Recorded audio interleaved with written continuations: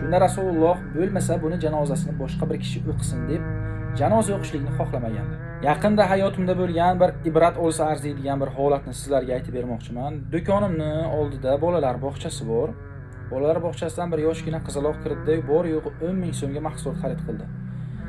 Aka, o'z oldimda pul yo'q. Mana shuni qarzga berib turing, ertaga aniq ketirib beraman dedi. Qizginani rayini qaytarishim kelmadi, berib yubordim.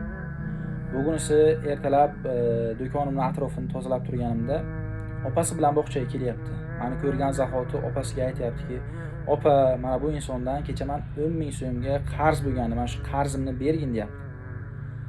Shunda men bu holatdan hayron bo'ldim.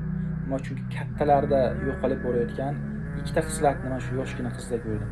Birinchisi lavziga tura olishlik, ikkinchisi esa qarzni qanaqa ahamiyatli narsa ekanligini tushunib yetganiga. Yo tushunib, yo tushunmasdan lekin mana shu narsaga amal qilyapti. Rasululloh zamonlarida shunday bir holat bo'lgan. Bir mayitni olib kelishgan, Rasululloh so'raganlar janoza o'qishlikdan oldin. Bu insonning qarzi bormi deganlarida, yo'q, bu insonning qarzi yo'q deyishgan. Va Rasululloh o'sha insonning janozasini o'zlari o'qib bergan. Ikkinchi bir mayitni olib kelishgan. Unda ham Rasululloh so'raganlar, bu insonning qarzi bormi deganda, insonlar ha, bu insonning qarzi bor deyishgan. Shunda Rasululloh bo'lmasa buni janozasini boshqa bir kishi o'qisin deb janoza o'qishlikni xohlamaganlar.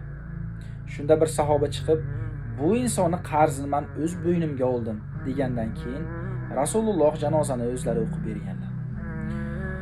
Rasululloh ham qarzi bor insonni janozasini o'qishlikni xohlamayaptilar. Qarzlarimizga ehtiyot bo'laylik. Bu voqealarni aytguvchiga ham, eshitguvchiga ham o'zi manfaatli qilsin. Salomat bo'lasizlar.